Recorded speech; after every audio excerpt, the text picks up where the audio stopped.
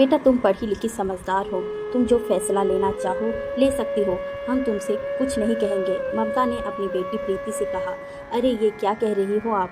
अपनी बेटी को समझाने के बजाय उसे ही उल्टी पट्टी पढ़ा रही हो।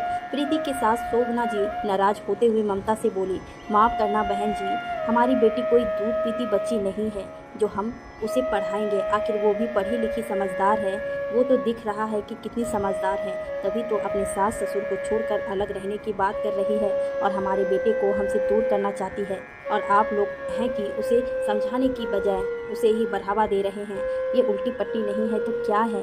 ये सभी बहस प्रीति के ससुराल में हो रही थी, जहाँ प्रीति के माता पिता को खुद भोगना जी ने अपनी बहू प्रीति की शिकायत करने और उसे समझाने के लिए बुलाया था। हुआ यूँ कि प्रीति अपनी पसंद से अपने पति अनिकेत के साथ अपनी 1 साल की बेटी के लिए कुछ शॉपिंग कर लाई, जो पहले से शोभना जी को पता नहीं था। बस इसी बात को लेकर घर में हंगामा हो गया और बात इतनी बढ़ गई कि आज प्रीति और अनिकेत ने घर से अलग रहने का फैसला ले लिया। इसी वजह से शोभना जी ने प्रीति के घर फ़ोन कर उसके माता पिता को बुला लिया।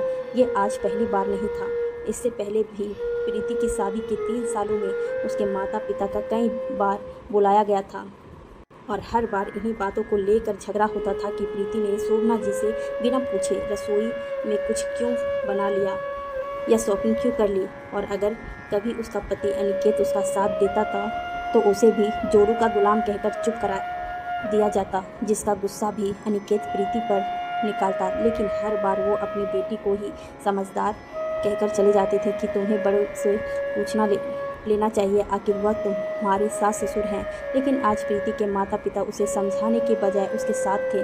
बहन जी, आज आपको हमारा अपनी बेटी के पक्ष में बोलना उल्टी पट्टी लग रहा है, जबकि आज तक हम हमेशा अपनी ही बेटी को समझाते आए, तब आपने कुछ नहीं कहा। हम अपनी बेटी को कोई उल्टी पट्टी नहीं पढ़ा रहे हैं। काश अपने बेटों को सीधी पट्टी पढ़ाई होती कि वो आपकी बातों में आकर प्रीति को ना डांटे। जहाँ तक कि वह 1-2 बार प्रीति पर हाथ भी उठा चुका है, तब भी हम चुप रहे।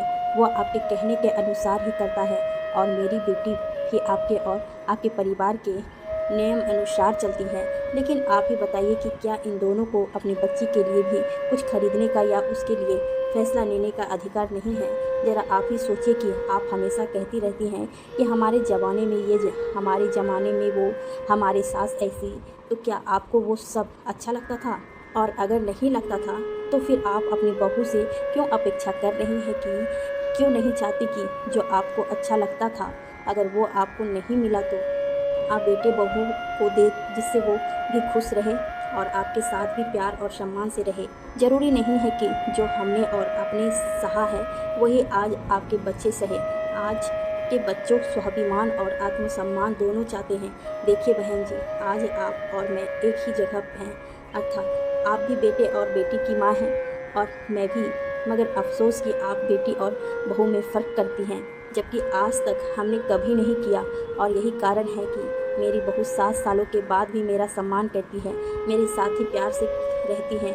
मेरी बहू और बेटी दोनों ही संस्कारी है, लेकिन इतना रोक टोक करेंगे तो एक ना एक दिन तो माफ़ करना बहन जी, इस बार आप मेरी बातों को समझने की कोशिश कीजिए, वरना ना तो अब हम आपसे कुछ कहेंगे और ना अपनी बेटी से।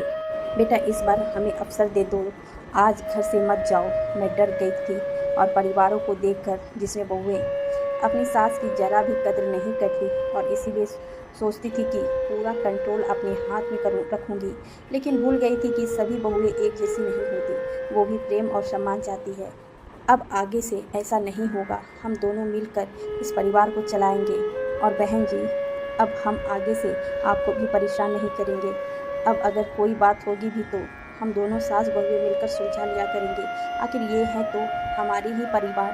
कहते हुए शोभना जी ने अपने परिवार को बिखरने से बचा लिया।